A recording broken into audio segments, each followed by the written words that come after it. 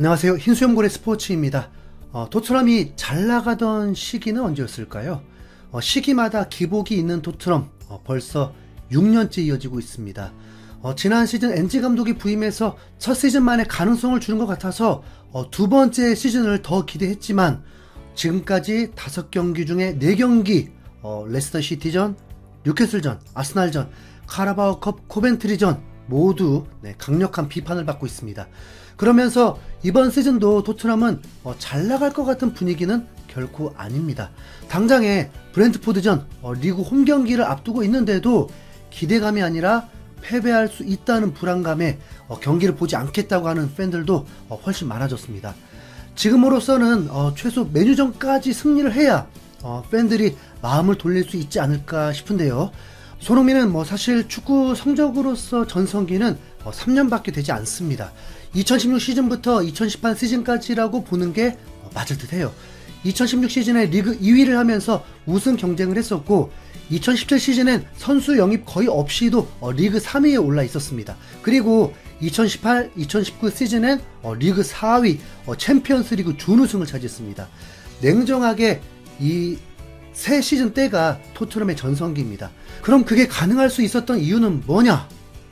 당연히 데스크라인이죠. 데스크라인은 차츰차츰 붕괴가 되었는데 가장 먼저 이 조합을 깨트린 공격형 미드필더 에릭센이었습니다. 그런데 이게 상상 이상으로 타격이 컸습니다.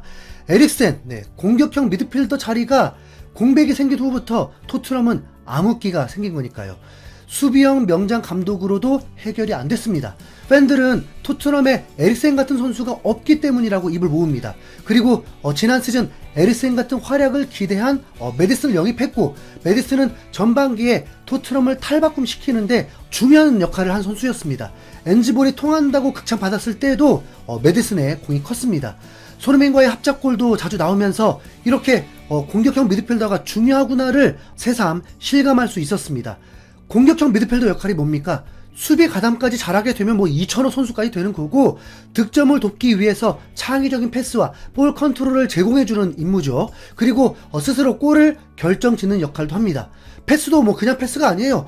동료의 움직임을 감안한 드리블을 이어갈 수 있도록 주는 센스 있는 패스, 슈팅을 이어갈 수 있게 할 수 있는 패스, 특히 선수가 아니라 공간으로 보내주는 패스들이 기가 막히면 최고의 공격형 미드필더죠. 메디슨은 700억이 안 되는 이적료로 토트넘이 영입을 했습니다.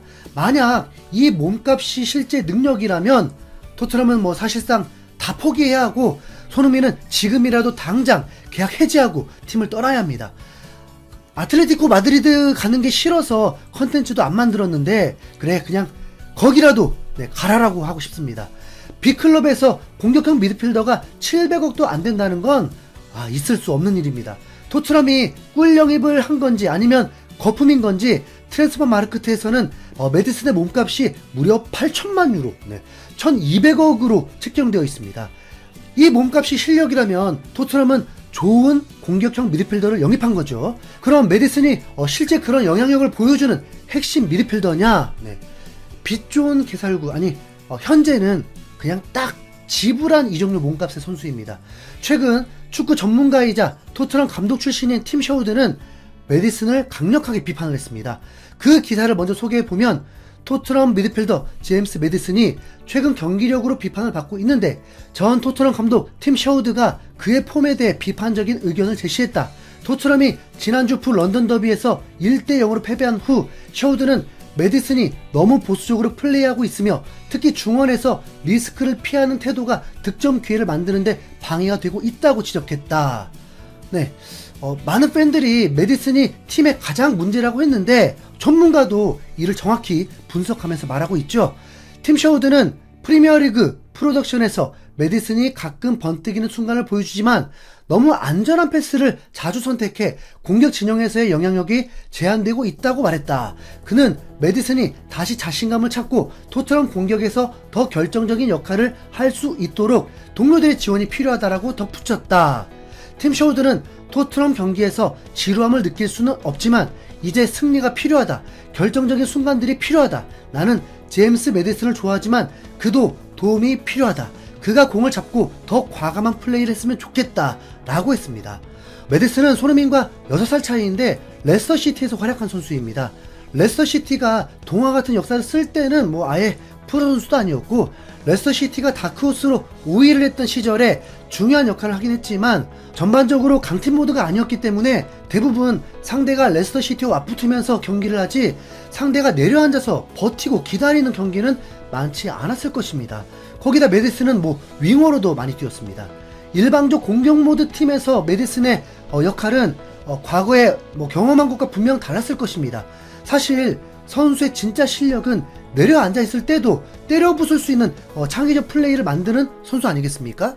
현재 NG 전술에 대해서 상대 팀들이 다 내려앉아 버리다 보니까 메디슨도 이 경기들에 익숙하지 않습니다. 기사를 이어보면 메디슨은 시즌 초반 2경기에서 2개의 도움을 기록하며 준수한 출발을 보였지만 최근 몇 경기에서 폼이 떨어졌고, 이는 토트넘의 연속 리그 패배와 일치했다. 그러나 메디슨의 창의성은 여전히 토트넘의 성공의 중요한 요소로 남아있으며 셔우드는 그가 올바른 지원을 받으면 다시 중요한 선수로 돌아갈 것으로 믿고 있다. 2023년에 토트넘에 합류한 메디슨은 시즌 초반 프리미어리그 이달의 선수상을 수상하면서 인상적인 활약을 펼쳤으나 첼시전에서 부상을 당한 이후 폼이 떨어졌다. 토트넘이 다시 기세를 되찾기 위해서는 메디슨이 수비를 무너뜨리는 능력이 중요한 역할을 할 것이다 라고 했습니다. 팀 셔우드는 그래도 메디슨을 믿어야 하고 메디슨이 달라진 경기력, 즉 더 적극적인 패스들을 넣어줘야 한다고 하는데, 이게 만약 메디슨의 실력이고 한계라면 어떨까요?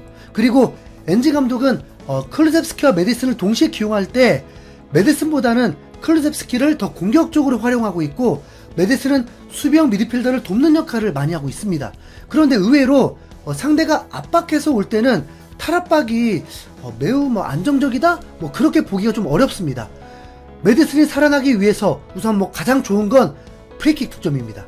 현재 분위기로 봐서는 손흥민이 1번 프리키커가 될 일은 없어 보입니다. 계속 메디슨이 1번이고 2번이 포로고 페널티킥만 손흥민이 1번인 것으로 보입니다. 메디슨은 레스터 시티전에서 직접 프리킥을 총 몇 개까지 찾는지 모르겠지만 프리킥 득점이 시즌마다 1개 이상은 넣었습니다. 그리고 본인의 공격 포인트 중에 프리킥이 많은 부분을 차지하기도 합니다. 현재 1년 2개월 동안 프리킥 득점은 없고 골도 매우 적은 상황인데, 손흥민이 살고 팀이 살려면 메디슨이 먼저 살아야 하는 것도 좀 필요할 듯 합니다. 결국 토트넘은 다시 원점으로 돌아와서 창의적 플레이어가 없다는 문제에서 그대로 단점들이 해결이 안 되네요. 이번에 아스날의 챔피언스리그 경기를 봐도 아스날도 외대골이 없으니까 팀이 너무 허술해졌습니다. 토트넘에게도 1득점했던 건 코너킥 골이었을 뿐이죠. 맨시티전에서도 득점 나오긴 어려울 것입니다. 반면에 레버쿠젠 보세요. 황인범 소속팀 페노르트를 압살시켜버렸는데 공격형 미드필더이자 윙어인 비르츠가 미친 활약으로 초반에 멀티골을 넣으면서 쉽게 승리하잖아요. 어떻게 보면 어느 포지션이든 중요하겠지만 토트넘은 분명 현재 땜빵격 공격형 미드필더 레벨 선수가 있으면서 결과를 못 내는 공격만 하고 있는 중입니다. 과연 메디슨의 슬럼프냐 실력이냐, 여러분은 어떻게 보세요? 토트넘이 브렌트포드전에서 살아나길 바랄 뿐입니다. 흥민아, 진짜 충전 잘하자. 이상 흰수염고래였습니다. 감사합니다.